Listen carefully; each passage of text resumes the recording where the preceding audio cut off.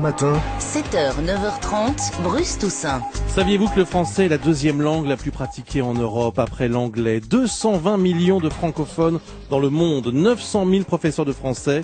Notre langue est bien vivante et nous allons vous le prouver ce matin. Le supplément magazine d'Europe un matin va vous faire voyager au pays des mots à l'occasion de la Journée internationale de la francophonie. Avec nos invités, Alain Ray, bonjour. Bonjour. Professeur, linguiste, vous publiez le dictionnaire amoureux des dictionnaires. C'est chez Plomb.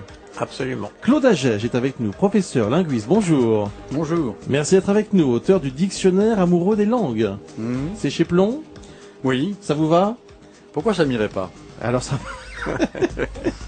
Notre invité est un peu grognon, ça arrive. Il y a des jours comme ça. Pour vous remettre de bonne humeur, Anatole France disait: la langue française est une femme, et cette femme est si belle, si fière, si modeste, voluptueuse, noble, folle, sage, qu'on l'aime de toute son âme, et qu'on n'est jamais tenté de lui être infidèle.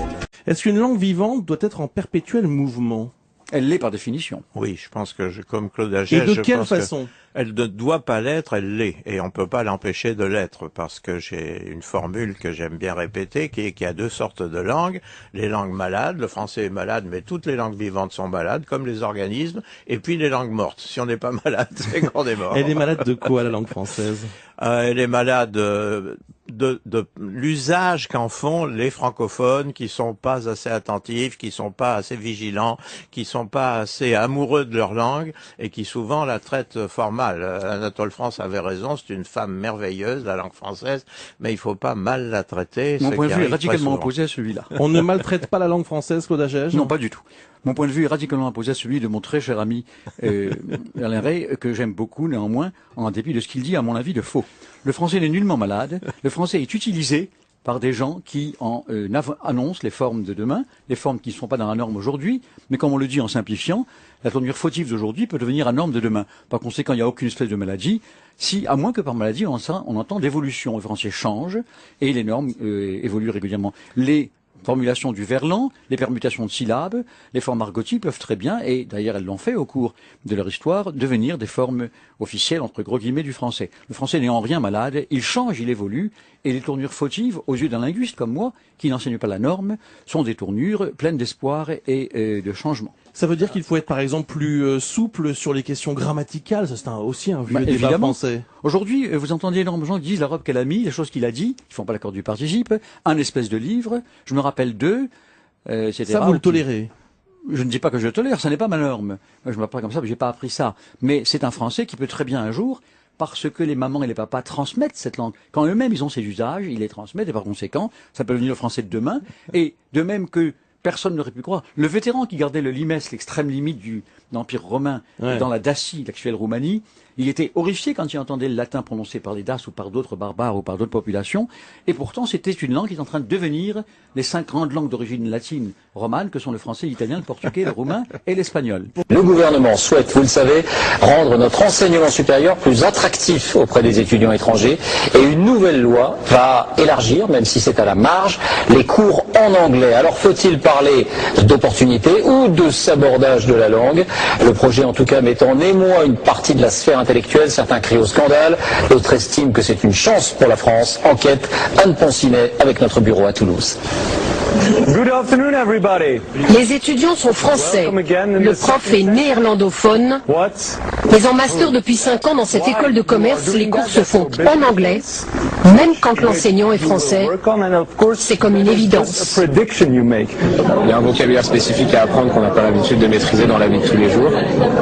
Mais on se forme, à force d'entendre, on finit par plus faire vraiment la différence. Ils veulent faire une carrière dans le commerce, alors il faut parler la langue du commerce, et c'est l'anglais. Ce n'est ni le néerlandais, ni l'espagnol, ni l'allemand, c'est l'anglais. Loin de l'hémicycle, le philosophe Michel Serres s'inquiète de son côté de voir sa langue française déserter certains domaines scientifiques ou techniques à l'université. Bien sûr. Dès lors qu'une langue ne peut plus tout dire, elle est virtuellement morte. C'est-à-dire une langue n'est vivante que quand elle peut tout dire. Et par conséquent, d'enseigner certains types de techniques, certains types de sciences, certains types de spécialités dans une autre langue enlève à la langue les corpus correspondants. Et par conséquent, elle ne peut plus tout dire, elle est donc virtuellement morte. Bernard Stierkiewicz Chiglini, le recteur de l'agence universitaire de la francophonie qui va fêter ses 50 ans. Non pas lui, mais l'agence universitaire est avec nous. Bonjour Bernard Chiglini. On vous connaît aussi à TV5 avec cette fameuse émission. Merci professeur. Mais là, c'est pas le professeur, c'est le recteur. Vous êtes recteur d'une agence qui regroupe des centaines d'universités dans le monde.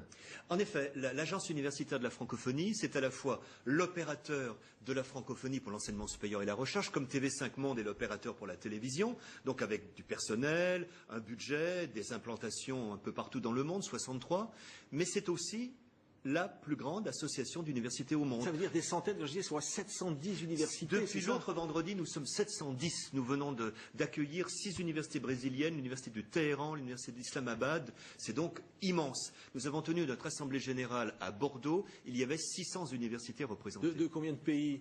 Ça fait 83 pays, qui ne sont donc pas tous des pays de la francophonie institutionnelle. Nous avons certes toutes les universités québécoises, françaises, sénégalaises, mais nous avons des universités de pays qui ne sont pas encore membres de la francophonie, comme l'Algérie, qui ne peuvent pas être membres de la francophonie, comme Israël, ou qui semblent un peu loin pour l'instant de la francophonie, 12 universités brésilienne. Oui. Alors, Bernard Chiglini, à quoi ça sert? Tous ceux qui nous écoutent vont se dire, effectivement, il y a une agence, l'université, on est universitaire. À quoi ça sert qu'il y ait une agence comme ça?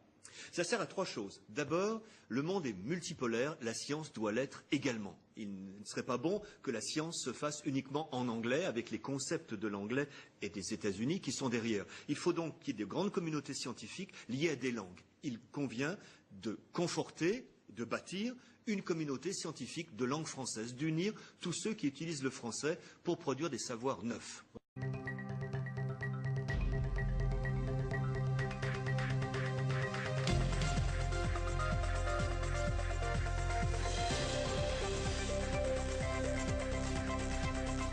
Bon, bien sûr, c'est une langue que j'ai énormément pratiquée, que je pratique, mais ce n'est pas la seule. Oui, vous êtes polyglotte, vous parlez, je crois, à peu près 5 langues. Oui. Voilà. Et vous dites finalement que la langue, c'est comme un matériau pour l'écrivain, au même titre que le marbre pour le sculpteur ou la peinture pour un peintre.